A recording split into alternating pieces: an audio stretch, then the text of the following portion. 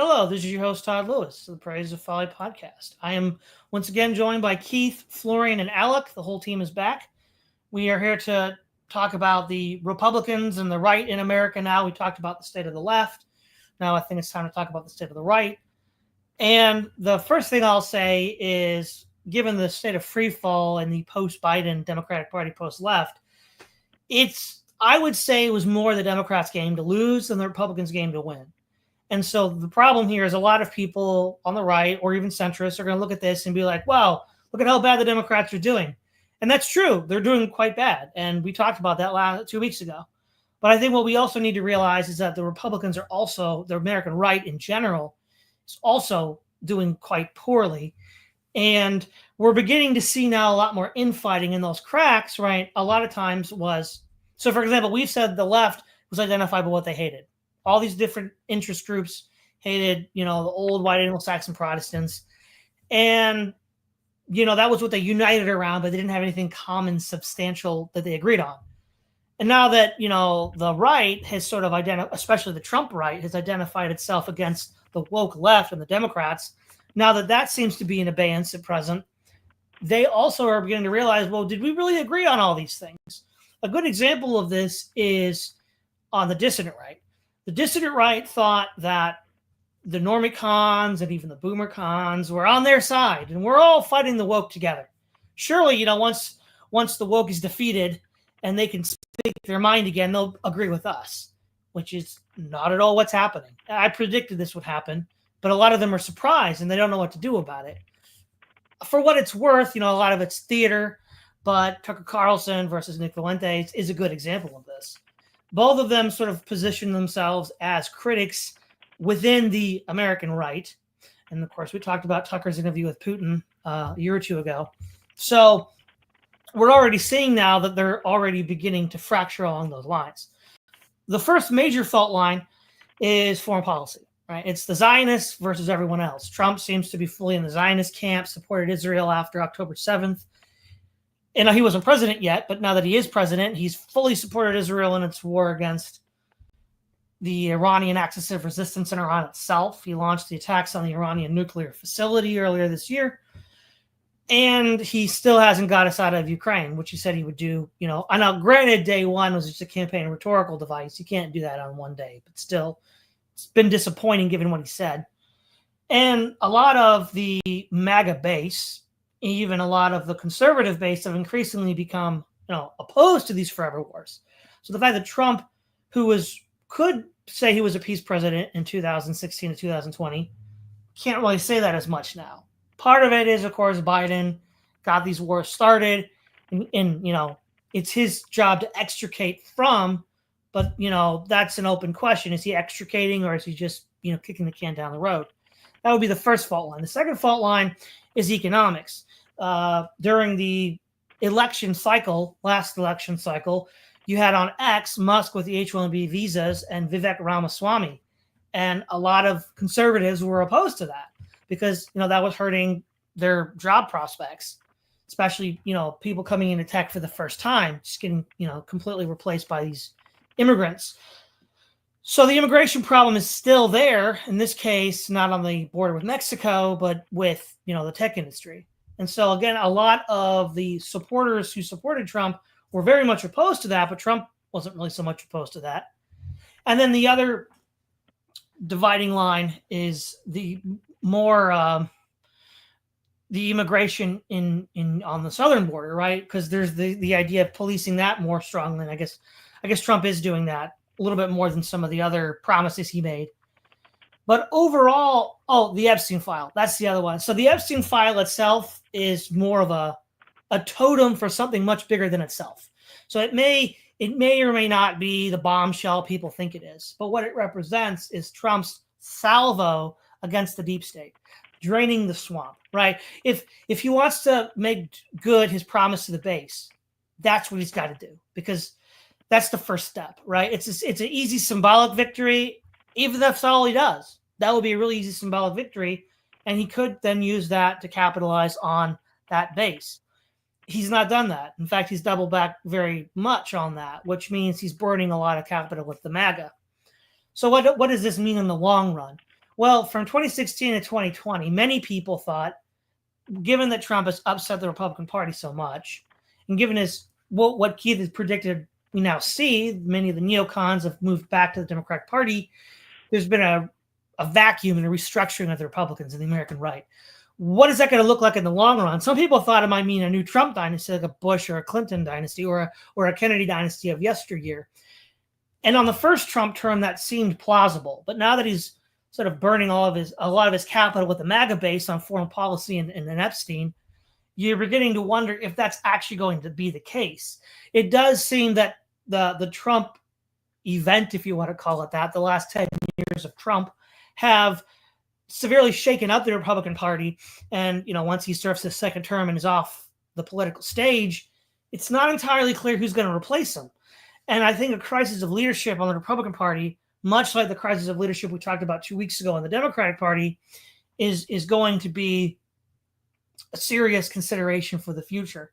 And then to wrap up my summary, one of the main reasons why the left has fallen apart is postmodernism. The idea that you can just take all sorts of ideas and concepts and then just, cut and paste them together, whether or not they're logically consistent or fit together or make sense together, in the long run will lead to the collapse of your entire project because it's not based on anything real. And we're seeing that with the Democrats in real time. But many on the right have tactically embraced postmodernism as a way to fight back against the left. We see this with the alt-right. We see this to some extent with MAGA. And that's just the same problem. Once these internal contradictions become sufficiently great, a similar fracturing and fissuring will, I believe, occur on the right as well. And then what happens to both parties on the other side of this, it's anyone's guess. Keith, we'll throw the ball to you first. Well, I think the big question about Donald Trump is whether his historical legacy is either going to be analogous to that of Ronald Reagan or that of Herbert Hoover. Like if you look at the legacy of Ronald Reagan, he's thought of as somebody who ushered in a new era in American politics, which was the transition away from the old New Deal paradigm towards neoliberalism, the Reagan Revolution. And to a large, now the transition to neoliberalism started before Reagan, but he was really the one that accelerated it and sort of personified that. And every administration since then has still remained within this neoliberal paradigm that Ronald Reagan helped usher in. So Ronald Reagan has a very far-reaching legacy that started a whole new trend in U.S. politics. On the other hand, you have Herbert Hoover, who was a Republican president back in the 1920s, and he happened to be unfortunate enough to be president when the Great Depression happened with the 29 stock market crash, and he got blamed for that, fairly or unfairly. And that ushered in a whole new wave of Democratic Party dominance for the next 40 years after that. It wasn't really until the late 60s when Nixon was elected that the Republicans made a real comeback. So Trump could be either one. He could either be thought of as somebody who paved the way for a new wave in American politics, or he could be somebody who generates a backlash against the Republicans and pushes things to pretty far to the left, comparatively speaking. I don't know which one is going to happen, but I suspect it's going to be the latter. I've talked before on this program about partisan cycles in the United States, about how we have these 40-year partisan cycles. And right now we're in the middle of what should be a Democratic Party dominated partisan cycle, starting with the Obama election in 2008.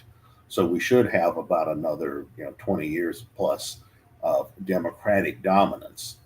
Now the question is, well, how does Trump fit into that? It's quite possible that after this current Trump administration, there may be a wild shift leftward, and then the Democrats will continue to be the dominant party for a while after that. I remember people always count these parties out, and when they're down, but then they always make a comeback. For instance, I know in 1992, Bill Clinton was elected president, and then the Democrats also had a situation similar to what the Republicans have now, where they controlled the House and the Senate and the majority of the Supreme Court as well. And people were saying, well, the Republican Party's really finished now. But 2 years later, the Republican Party made a wild comeback in the midterm elections in 1994, and that was that helped consolidate neoliberalism. That was the era of Newt Gingrich and people like that. So I can see something similar to that happening on the Democratic side. For next year in the midterms, the Republicans could get hit pretty hard. Then there could be a new Democratic administration in 2028. And I suspect that what's going to determine which way things go is going to be on the basis of who can seize on the class issues. Right now, we see class polarization at an all-time high, or the highest it's been in about 100 years.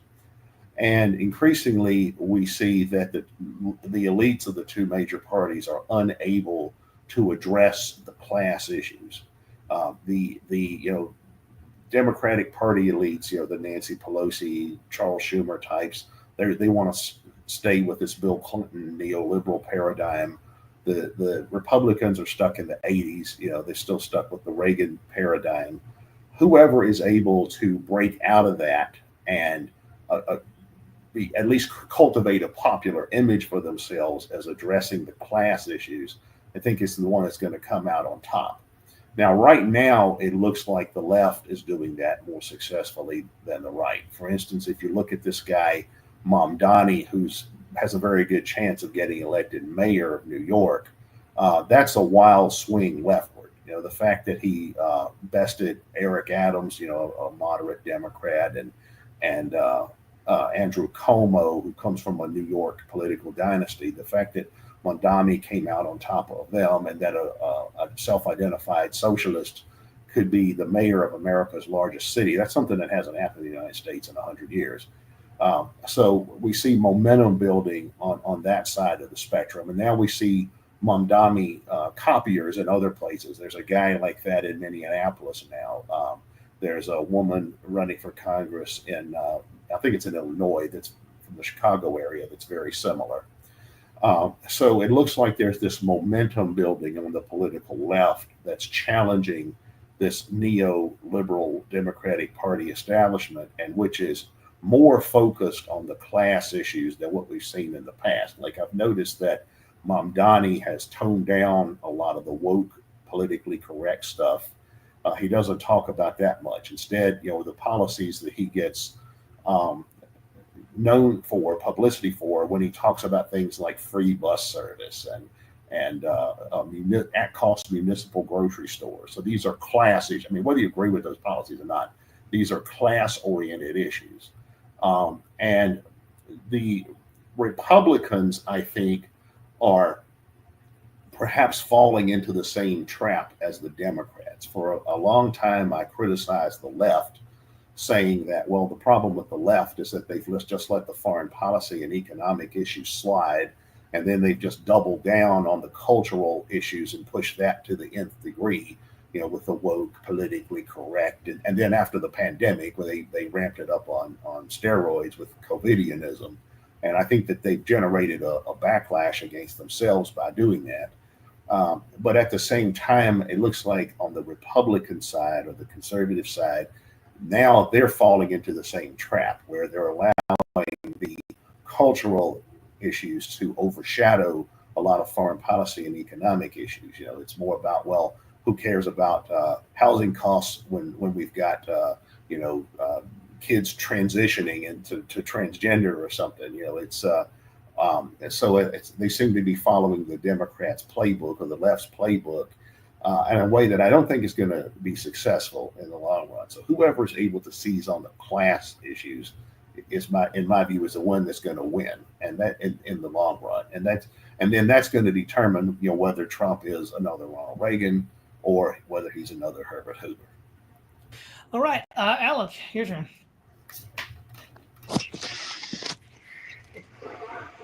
Hello, everybody. Sorry, been eaten, caught me at a bad moment. Anyway, so my question here about whether the Republican Party has a future. is whether they can build a coherent national identity. Okay. What we discussed in the previous show, and I've expounded upon this repeatedly, is that the Democrats are the party of extreme individualism. They're the party of hyphenated American politics. Asian American, Black American, whatever hyphenated American. That is corrosive to the American national identity. Period. The Republican antidote is, well, instead of being, what have you, Mexican American, how about you become just American? And a lot of Mexican Americans have done just that. Meaning, they now support Donald Trump, they oppose illegal immigration, and as far as the concept of the reunification of the family, all they care about is the reunification of their family, specifically, and nothing else. This is an example of Republican Party politics, Trumpian politics, in action. Now, as for a lot of the other US-born people, like, say, African Americans who become Republican, typically they do so when they identify with what Michelle Obama called an element of whiteness. And that means being successful, upper middle class, being educated, and what have you. Is there enough economic opportunity to convince enough African Americans to think that way? What Keith said in the previous show is that it's not so cut and dry. If you become successful as a minority, you may as well be, even more likely to be a Democrat. But that depends on your profession. Fundamentally, the question, though, is cultural, not economic.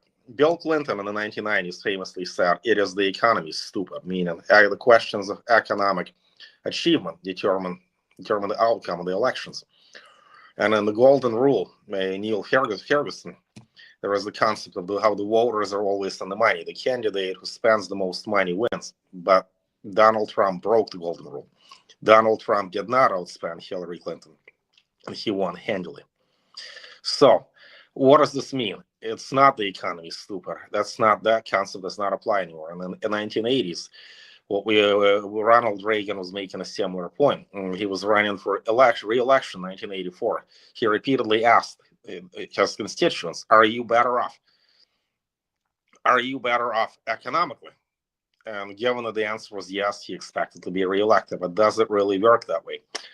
In the origins of woke, Richard Hanania made that point that it's no longer the question of economics that really decides things. It's a question of cultural issues. Whether you're Republican or Democrat has more to do with what you think on the gender transition issue, as Keith said. Well, how are we going to talk about house prices when our heads are so wrapped up around the question of whether our children should transition?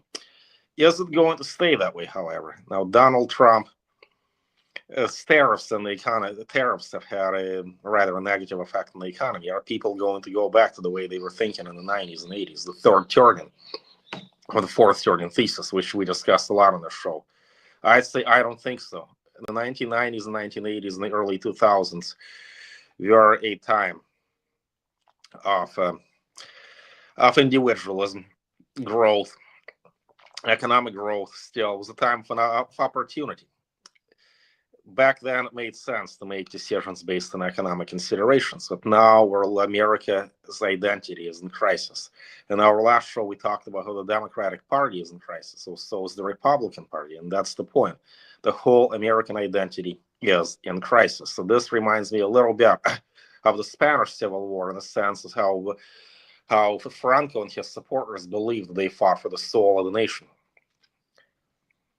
William F. Buckley, in fact, wrote several essays of that nature on how Francisco Franco rescued the soul of Spain. Now, as controversial as that may be, and we can critique that, the point stands. The point applies to the United States. What is the soul of America? Can Donald Trump save it? Or is his persona just so offensive to the God-fearing Christian Americans that they are going to dismiss him as an outright buffoon? If so, who in the Republican Party can create an inclusive American identity? Who can allow people like myself, for example, to become truly and fundamentally American rather than just say Russian American? Can the Republicans do that? And I'm saying I don't think so. I'm thinking that Donald Trump is too divisive. There's too much individualism. There's too many too many hallmarks of a baby boomer identity in his public persona. He's not doing enough to unite the country. So I'd say that the Republican Party has a future or not has little to do with Donald Trump per se, and pretty much everything to do with who succeeds him. Will the Republicans be lucky enough to win the election? Maybe, if the tariffs don't entirely destroy the economy in a way that redefines the narrative. Is he going to be Herbert Hoover? I don't think so. Hoover was still in the third term. So that cycle happened later. In the 1920s, 1980s, are a third term. Back then, Hoover caught a lot of flack for ruining the economy, or so some would say. His economic policies, the Smoot-Hawley tariff and whatnot, undermined his popularity. The way that he managed the stock market crash was horrible. So in a third term, a candidate can get voted out of office because of poor economic performance. Now, in the fourth term, when FDR was president, that's not so easy. We could have blamed FDR for just not doing enough to rescue the economy. By some accounts, he actually prolonged the Great Depression. We're back in the fourth term again. I think that if Trump really destroys the economy, they just might knock the bottom out of the party. That might. But people are willing to be more forgiving of these issues. I still say that, in the words of William F. Buckley, we are in a war for the soul of a nation. That's the question is still very much cultural, not economic. It's not the economy, stupid. That's yesterday's news. Now it's the question. The question is, who are we as Americans? And it's up to the Republican Party to provide a coherent national identity. And I think they've made rather limited progress, barring that they've helped some Latin Americans become faithful to their conservative values and Americanize themselves. A lot of immigrants don't have a clear path to a national identity. And if the Republicans are to fix that somehow, they've got to focus on that. Americanizing immigrants, assimilation. They should be preaching assimilation, not deportation. They should be pushing to have the English language as the only official language of the U.S. They should be encouraging immigrants to learn the English language. And as Theodore Roosevelt said, there can only be room for one flag in the American identity. They should also oppose the policies that allow immigrants to retain their original passport. I have a Russian passport and an American passport, and somehow the U.S. government is okay with this. If we are to create a cohesive American identity, that we should do it like Germany. That Germany is not going to allow you double citizenship. I don't think Ukraine does either. That should be the focus for Republicans. Americanize all newcomers. They have every incentive to do that. And instead of denigrating them, mocking them, deporting them, accentuating the differences as they are there, they should be encouraging them to become more American.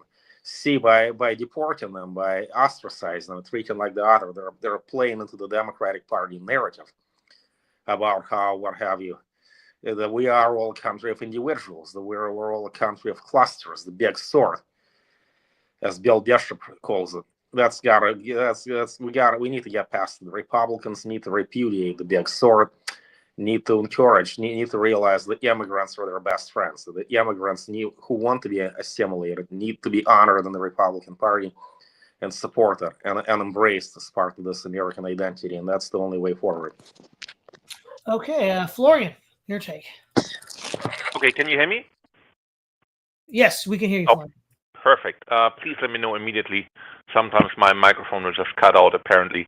Okay, yeah. So let me go through the points that you guys have made one after the other.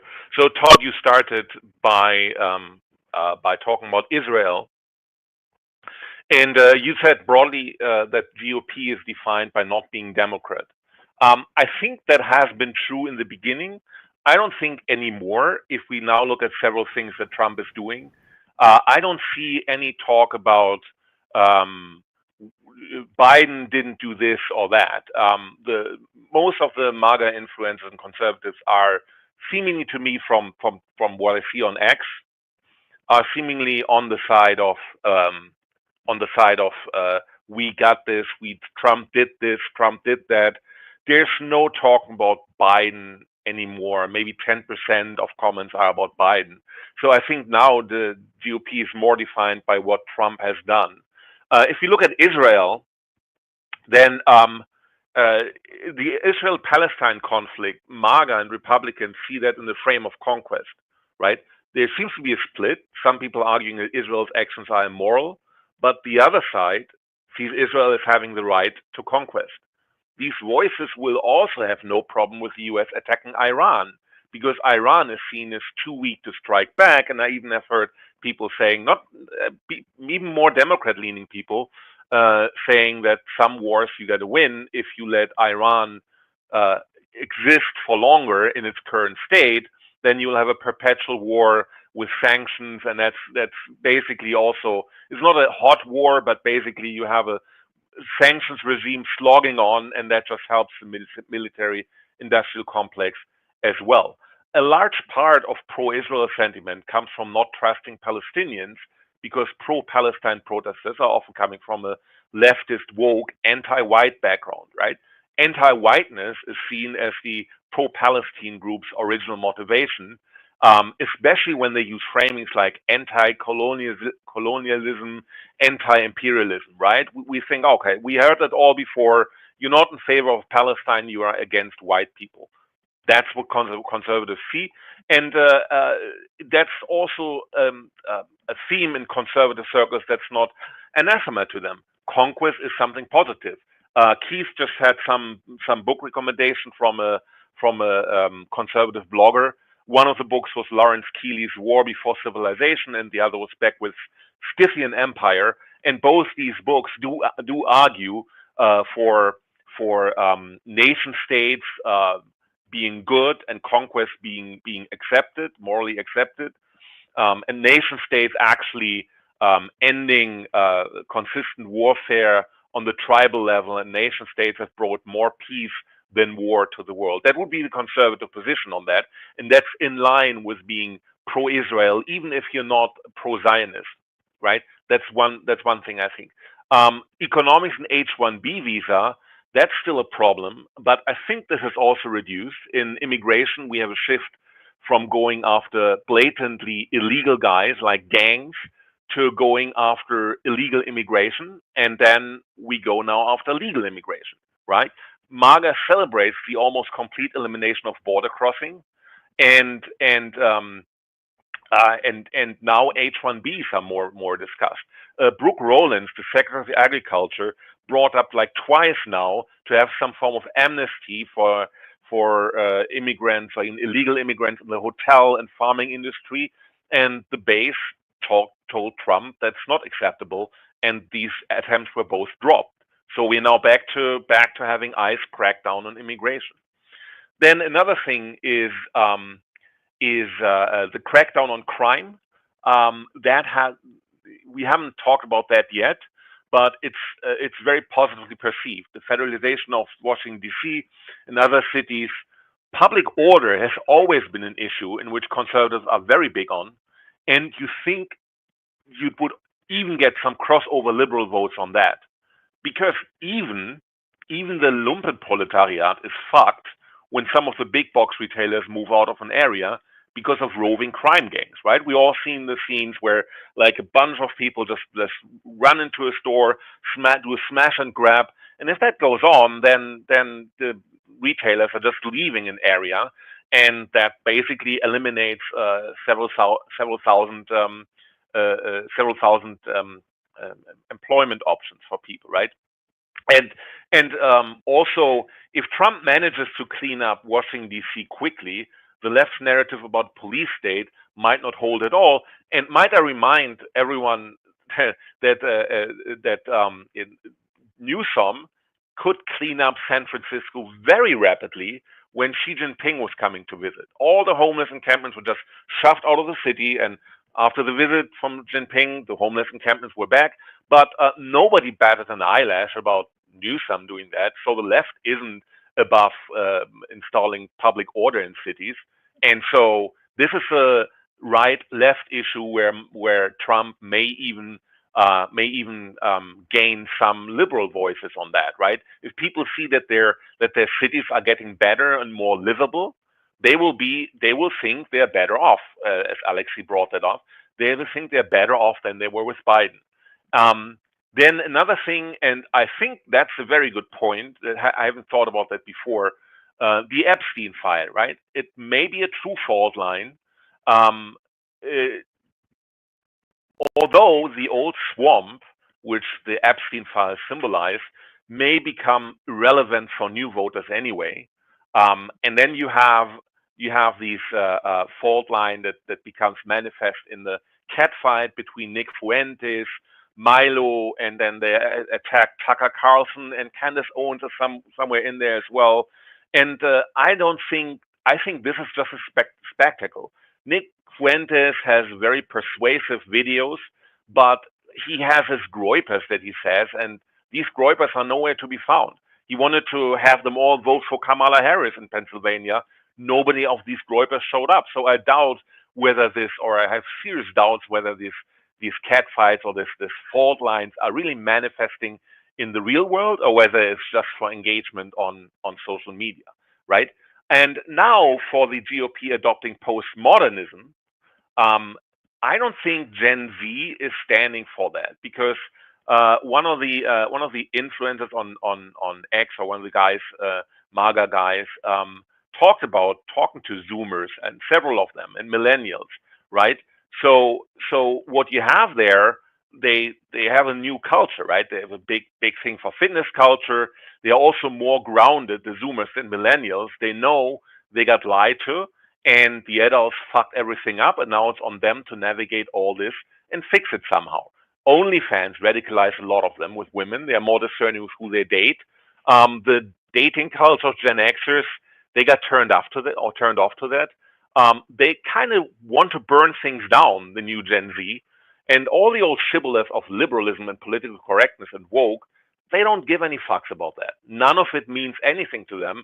They live in its cultural ruins, and there's nothing worth redeeming, right? And they are more politically attuned than we were at that age, I think. Less naive, more scrappy, testosterone driven, and they want to fight for something. So that's the Gen Z. When people say, "Oh, they're leaving Trump," but hey, they're not leaving Trump for the left. They're leaving Trump to want something more radical, right wing. I think so it's not clear that the left will gain those Zoomers back. They might in the midterms, but maybe not for the next presidential election, which I think will be Vance. That's kind of like goes without saying. There's nobody else who's talked about for next VP slot, if it's talking about for next presidential election, if people even talk about that yet, right? So and when Keith asked a very good question whether it's a legacy of Reagan versus Hoover, I probably don't think Reagan is much of a factor for the Republicans anymore.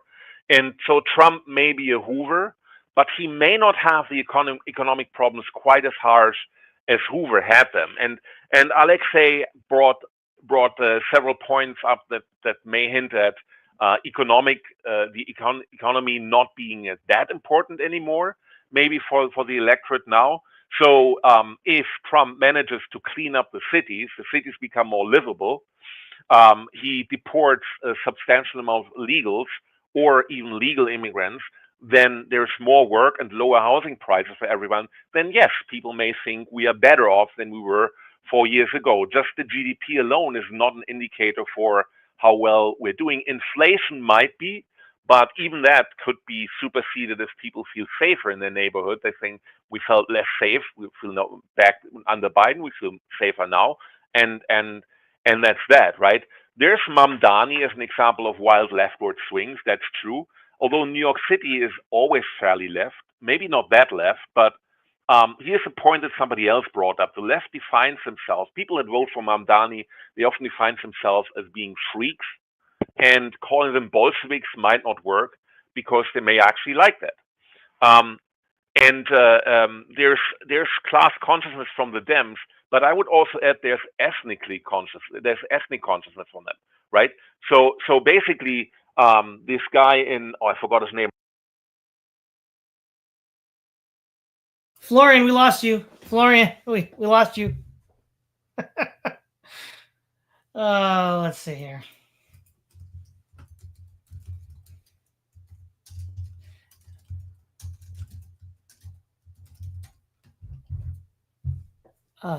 Florian, you went out again.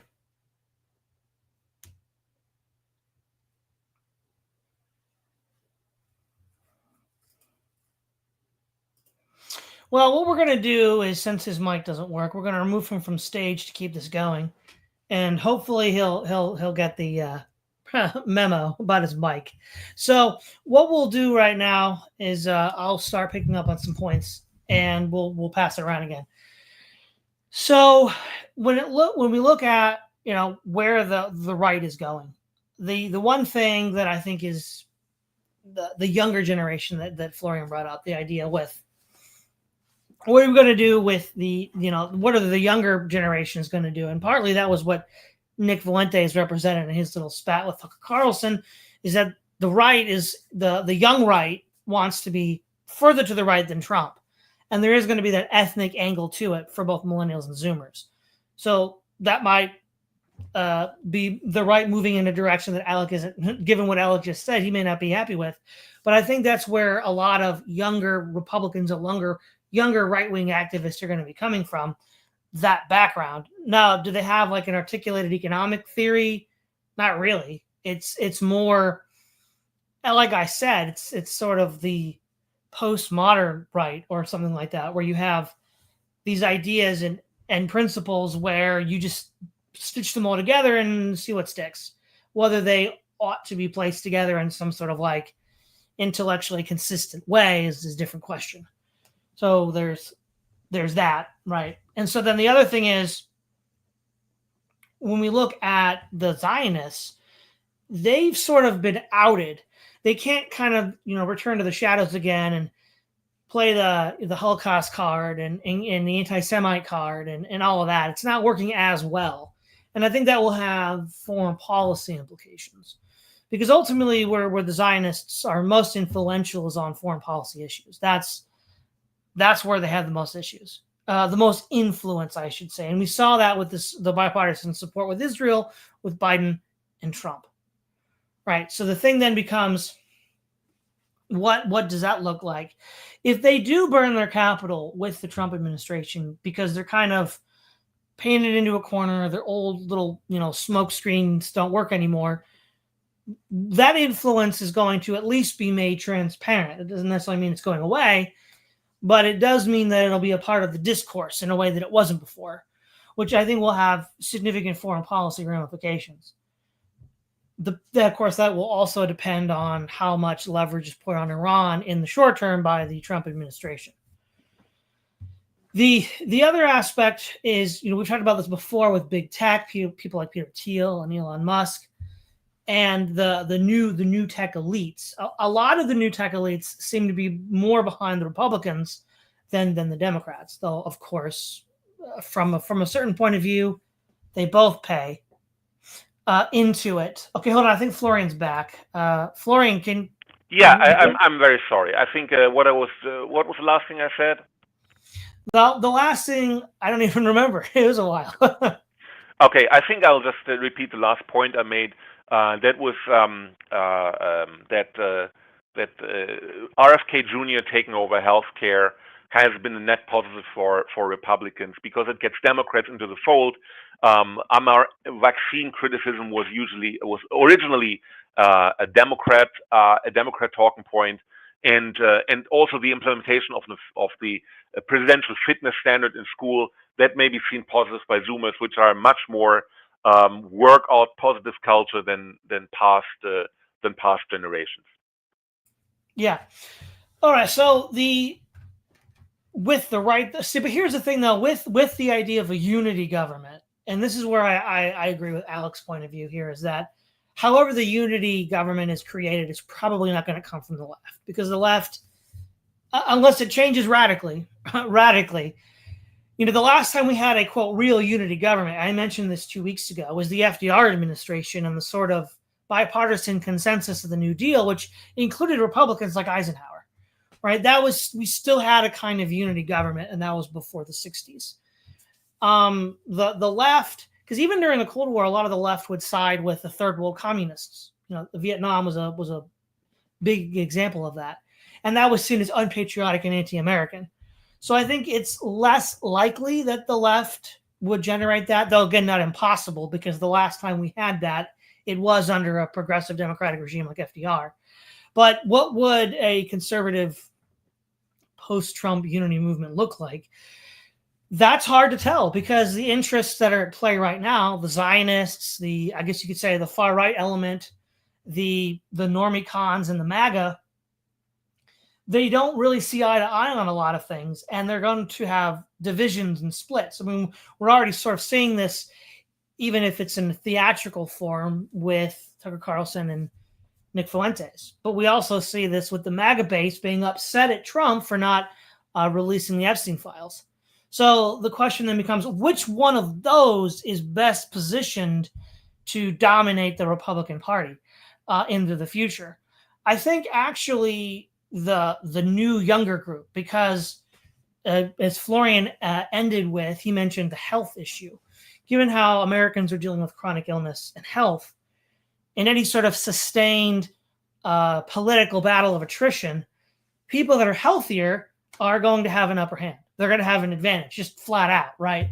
We already saw this with these sick, morbidly obese, chronically ill liberals, woke people just kind of getting flushed out of the system because they just couldn't keep up with what was going. Now, that in and of itself isn't going to be a decisive factor, but it is, I think, an important one in considering which of the current factions within the Republican or right party. And furthermore, they're going to have the money because the people like Thiel and Musk are going to be supporting the sort of like, quote, alt-right bros or far-right bros. In fact, they helped create them way back in the day with Mencius Moldbug in the first place. The question then, of course, becomes, though, because their answer to the unity problem is race. They're going to say it's just white people. That's what we need to have. That's tangible. That's something that can be seen. You don't have to go all airy-fairy with abstractions, which people are going to get lost with. So I could envision, I'm not saying this will happen, but I could envision the tech bros funding more people like that to create a sort of like soft right, unity government based around race. Though, of course, that does undercut certain economic incentives like the H-1B visa, which they could just pivot to automation and AI, and they could still get their economic benefits by replacing people with, AI algorithms and machines. And then they just have a unity government based around, well, we're all white people, right? That's one way, and it hasn't been tried yet, right? The Zionists have been tried, and I feel like they're kind of up against the wall now. MAGA seems to have backed the wrong horse. And the normie cons are still kind of clueless. Like none of the other three major groups seem to have an idea or direction because they've all been tried and they're kind of sputtering. This new group is probably the one to watch. What they actually end up doing is anyone's guess. But Keith.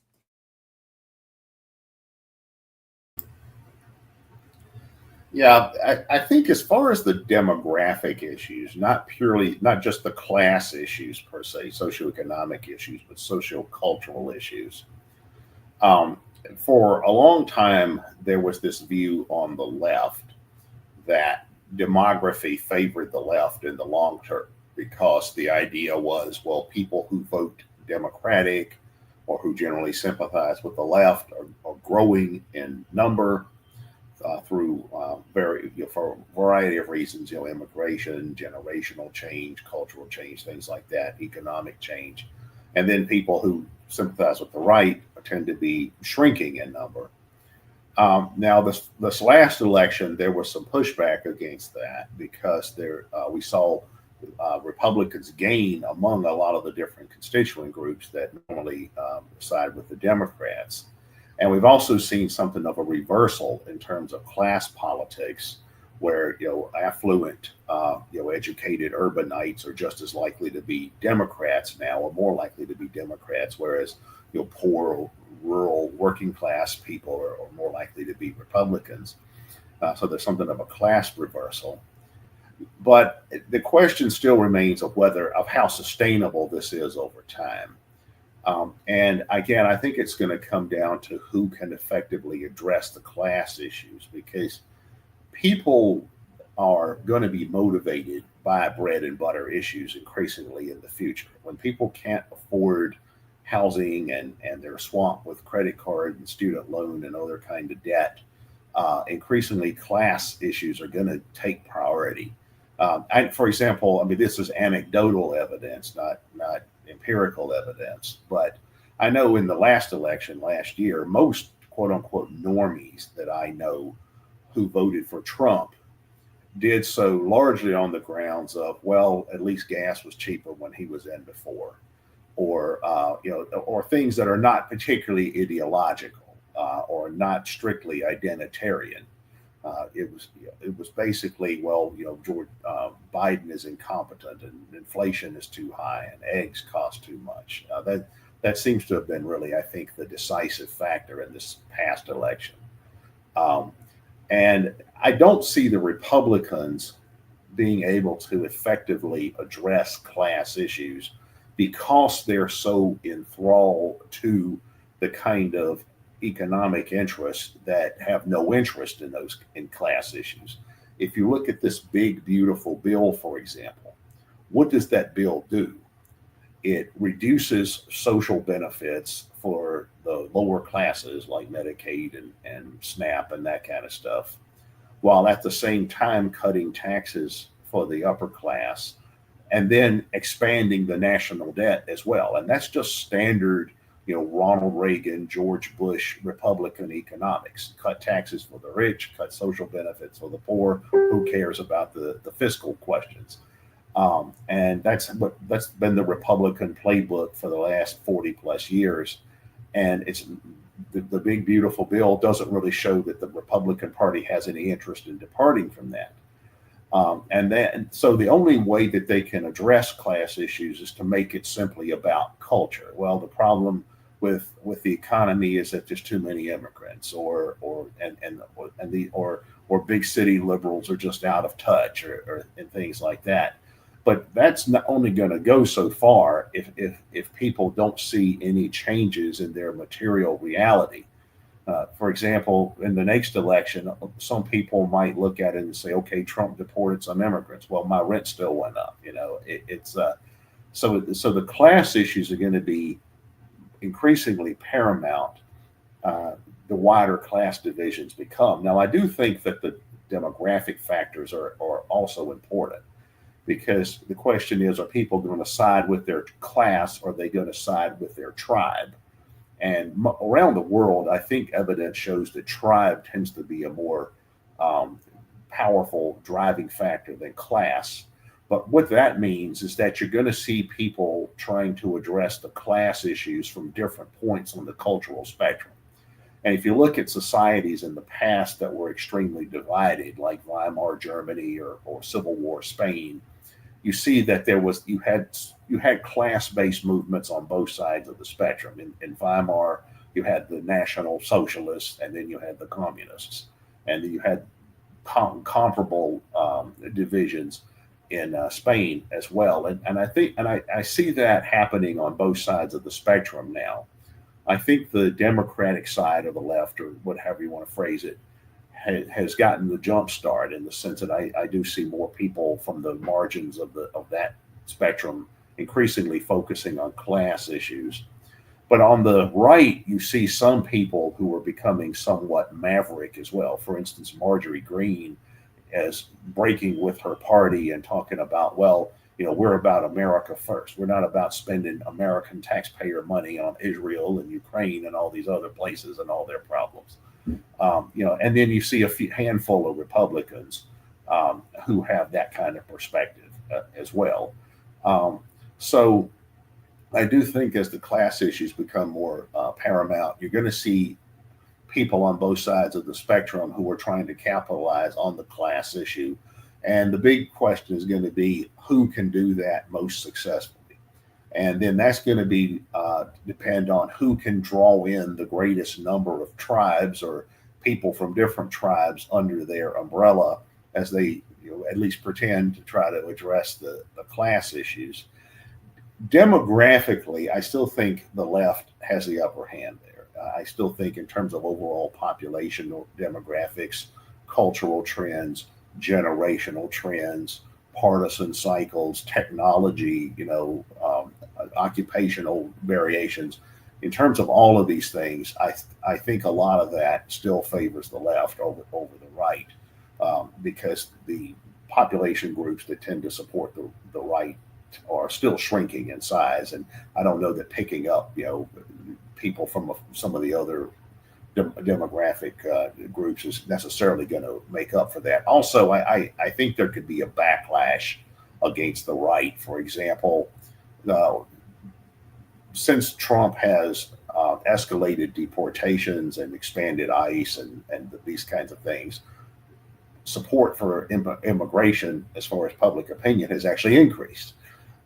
And I think that while there was a surge in crime during the pandemic, the more heavy-handed the government is perceived as being in response to crime, the more there could also be a pushback against that. And also, you see some of the cultural stuff. You see the Supreme Court overturned Roe v. Wade. There's some indication they may overturn the Obergefell ruling, which legalized gay marriage nationwide. The more further to the cultural right goes, I think there could be a pushback, because I don't think that most Americans right now are really in that camp when it comes to the cultural questions. I know Americans are not super woke. They don't want to abolish police and have zero controls on immigration and outright infanticide and these kinds of things. And they may look askance at gender affirming care or whatever, but I don't think they want to go so far to the right on these kinds of things either. So I think if the woke may have created a backlash against themselves, but the right is in danger of doing the same thing. So, but I still think it's going to come down to who can take the most advantage of the class issues, and demography fits into that. Which person who claims to be a class warrior is able to get them, or which team that claims to be a class warrior is most able to assemble the greatest number of tribes in their own camp. Okay, Alek.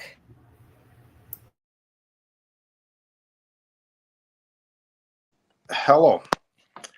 So, in our last show, Keith made a very interesting comment that I'm going to respond. The best thing that the Democrats have going for them is the Republicans. For example, the more they push against immigration, even legal immigration, the more popular these issues become. And that was my point earlier, that if the Republicans are to proclaim the national American identity, define it their way, they need to seriously rethink their attitude towards immigrants. Deporting criminals, sure, we can get behind that. But making it more needlessly difficult to get legal residency, why do we not want entrepreneurs and engineers to come from developing countries? What is the reason for that? If anything, whether the Republican Party has a future depends, whether or not it has a future depends mostly on whether they can soften their stance on immigration in particular. What exactly does the American national identity mean for the Republicans? And better not be WASP. It better not be a rehash of the 1924 Jones-Reed Act, which utterly prohibited all Chinese immigration and limited immigration from Southern and Eastern Europe. Well, they've got to learn that lesson. That immigration laws like the Jones-Reed Act are likely to undermine. They're likely to undermine the cohesiveness of the American national identity, and they need to be done away with. So my suggestion for the Republican Party is continue to go after illegal immigration, continue to make an illegal border crossing more difficult, but actually encourage legal immigration. Give people an opportunity to come here and become American in every possible sense of the word. For example, there is a concept called the red card solution, not the green card. Or the red card solution basically means that people can apply for a temporary seasonal residence and we are here and there on and off. And then maybe if they secure a stable employer, they could sponsor them for a green card. Now that's a great idea. So we need to be looking at more ideas that allow Americans to separate immigrants who are illegal and problematic from those who are legal and desirable, and encourage legal immigration as much as possible, but only in a way that promotes assimilation over multiculturalism. All right, Florian, Let's hope your mic works. Yeah, let's see. I have my input level here, so I can watch it. So Okay. yeah, several good points.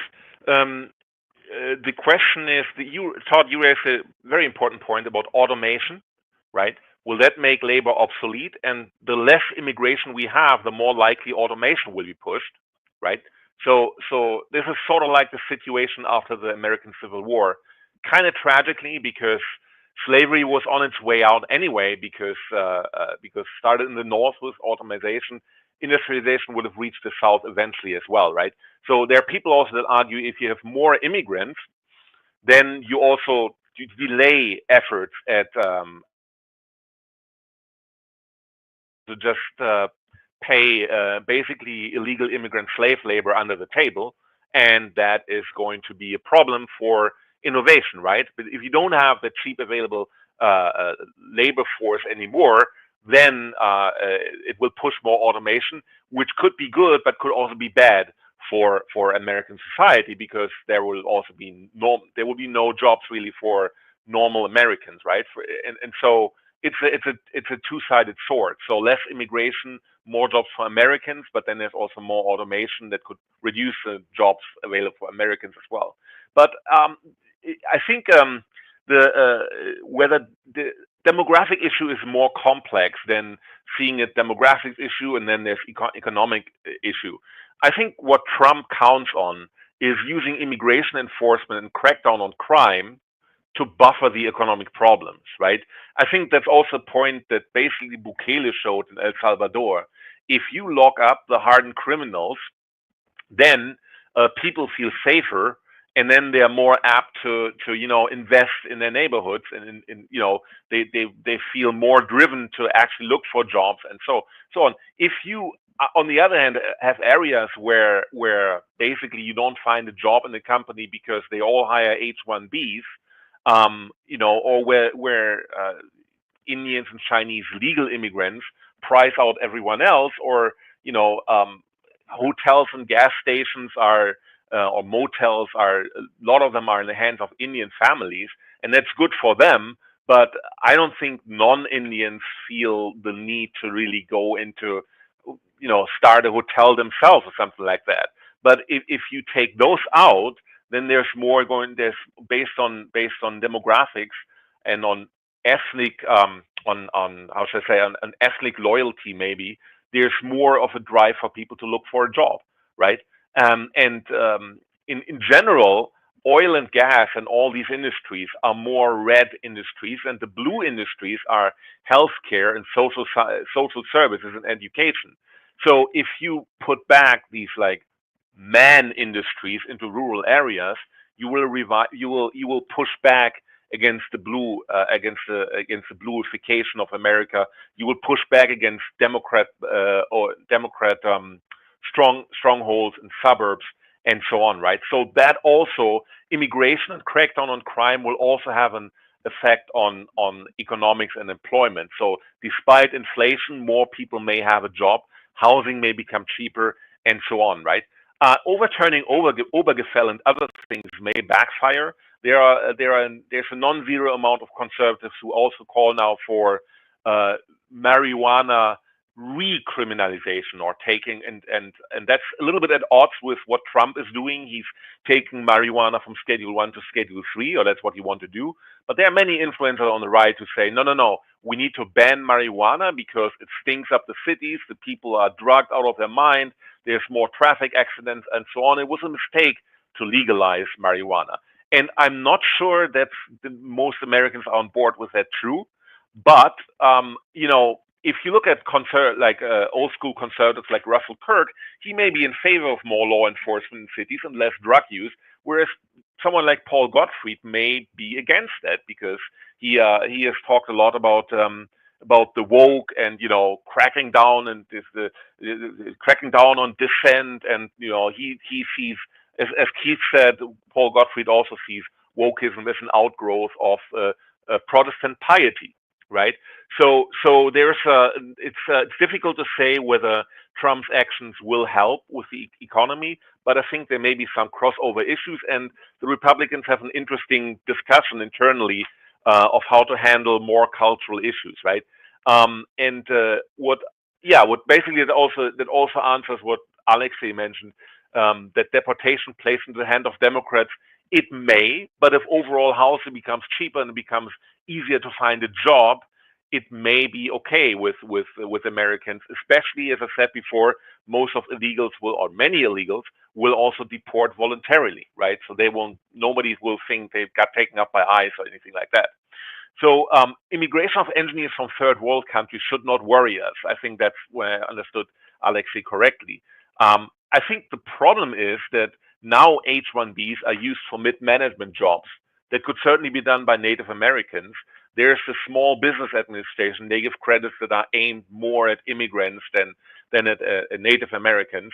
And, quite frankly, I don't see why we need Indians to run our gas station, our motels. I mean, as I said, it's good for them. They were clever enough to take over that industry. Great. That's all American, right?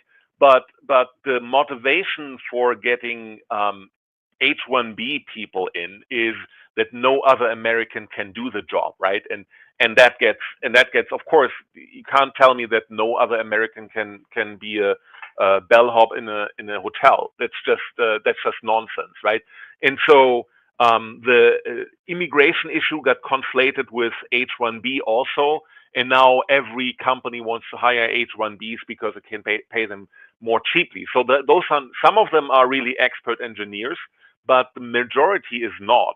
And I think that also has something to do with the triumph of woke that Obama brought in, because that somehow Obama got rid of the labor unions, which were actually pretty big in Clinton's camp. And now there's no labor unions anymore that could actually bring up these issues like illegal immigration hurting the American labor force. Now the Republicans are struggling with that, and maybe a non-zero amount of Republicans would wish actually the labor unions back, because they would certainly have pushed back against that a little bit. And I think, I think that's what seems most salient to me, that there are crossover effects from law enforcement, immigration enforcement on economic prowess. All right. So to move into the final statements, I'll just sort of summarize my opinion on where the American right is. First of all, it's the defeat of the Democrats was the Democrats' game to lose. So the fall that many of us see potentially coming for the American right is that they think they brought down the Democrats or the Biden administration when it was really their game to lose. Second of all, I think the odds of a Trump dynasty are a lot lower now, given that Trump has sort of isolated his own MAGA base. And he, again, it even as a token symbolic victory, he could have used the Epstein files to do that.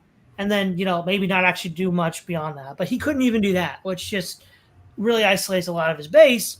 But that's going to leave them out in the cold when he's out of office. And then there's, whoever else is the new thing. But the real issue here is the old Republican Party is pretty much gone, because the 10 years of Trump just kind of blew it apart. So who's going to replace him?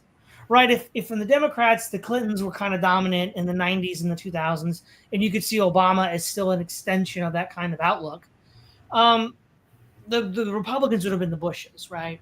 And the Bushes don't really seem to have that kind of influence on the right anymore. I mean, I guess they're still Republicans, but they're not like as influential as they once were. So there's a kind of like political power vacuum that is going to need to be filled on the right after Trump. And really, that's going to be the big challenge, because who is going to do that? And it's not readily apparent to me who that person might be, just like it's not readily apparent who it might be on the left.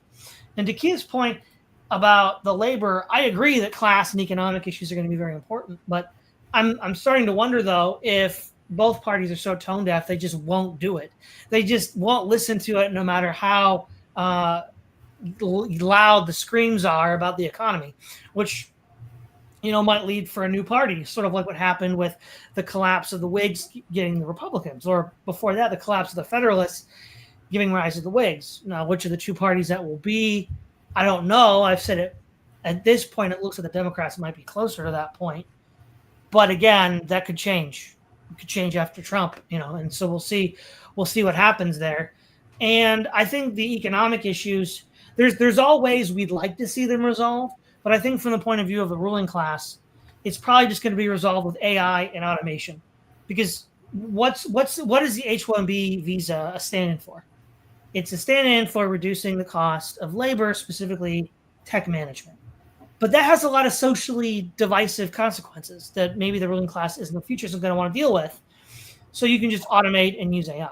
And a lot of people on the right will be okay with that in theory because, oh, it's scientific, it's computers, blah, blah, blah. It won't trigger the same sort of cultural response that bringing in Indians will, right? So I think, because if we look at America over the last 100 years, usually these political disputes are resolved by some financial interest. Unless, of course, we get to a point where these financial interests themselves are replaced, which I don't see we're there yet. So that's sort of my, closing remarks. Keith, what are some of your closing remarks? Well, one thing we haven't really discussed a lot is the impact of international affairs and international relations on domestic American politics. And I think that's as important as anything else. Because particularly right now, when we see sharp divisions within the American ruling class itself, and a lot of those divisions are over how to approach international relations. On the Democratic side, the Democrats basically view themselves as the American version of the European Union. They look at it like the United States should be the West EU and they should be the rightful rulers of the United States. I mean, that's an oversimplification, but that's largely the kind of paradigm they are into.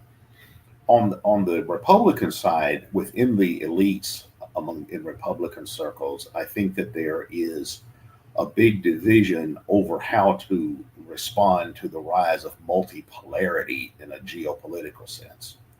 On one hand, I think you have the traditional military industrial complex that basically wants to maintain the old Cold War paradigm in some contemporary form because that provides a greater rationale for making and selling weapons. And Ukraine has become a big cash cow for these sectors. Obviously, Israel and Saudi Arabia and the Middle East are as well. And I think that they, for the time being, seem to still have the upper hand in the Republican Party. And then they are partners with the Zionists, for whom Israel is everything.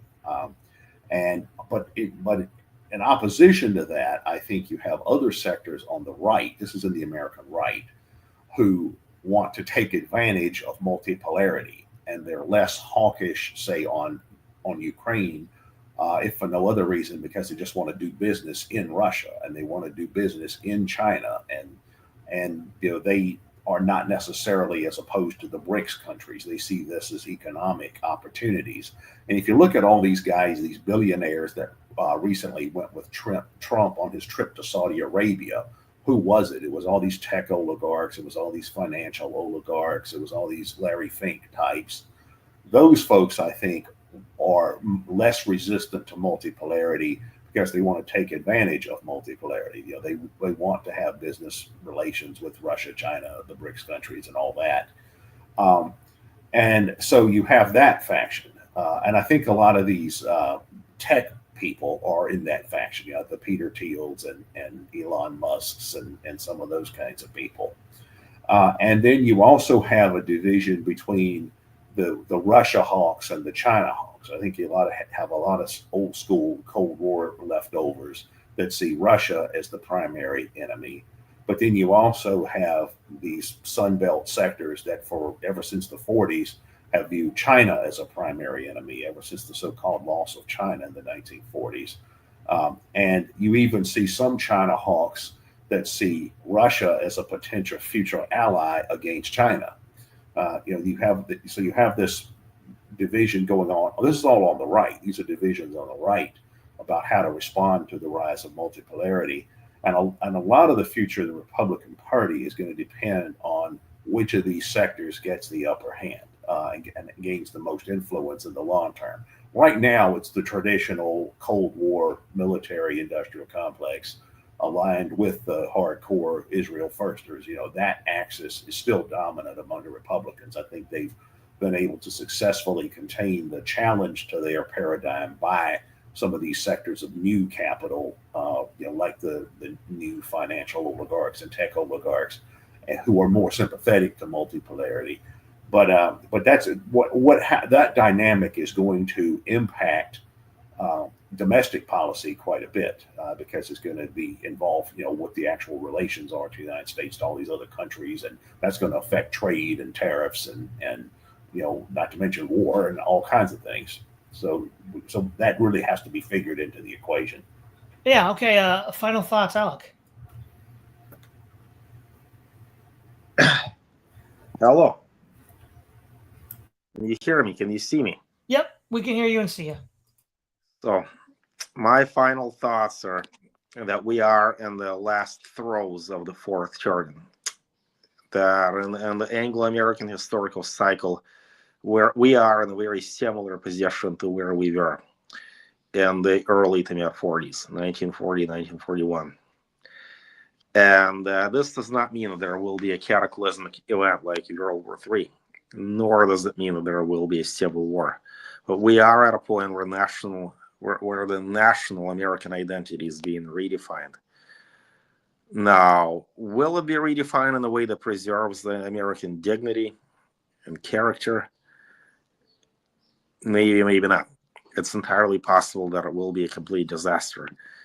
But whatever the result will be, that what worked in the 80s and 90s has very little predictive relevance. It's not a question of the economy, as Keith says. The bread and butter questions will become more relevant. I don't know how much more relevant they'll become. I think that while economics always matter, for cultural issues continue to predominate. And Americans are more divided than ever. Whether the Republican Party has a future depends on just one question and one question only. Can they champion assimilation over multiculturalism? The Democratic Party's way of life is multiculturalism, extreme individualism, segregation based on ethnicity. If the Republican Party is to triumph over the Democrats, in that case, they would have to champion assimilation at all cost.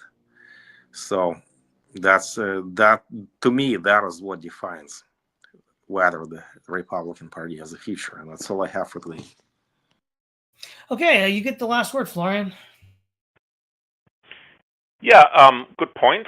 I think it's correct to say that the old GOP is gone, and I think what we get next is J.D. Vance, if he wins election in 2028, and he's very much in tune with the MAGA base, or I mean, very much in tune is relative, right? But much more than any other presidential candidate, even more than Trump. And he has been pushing back on Trump in several issues, like in terms of Ukraine, when Trump first said, "Yeah, I want to support Ukraine," and then at one point Vance said, "No, we're not going to do that anymore."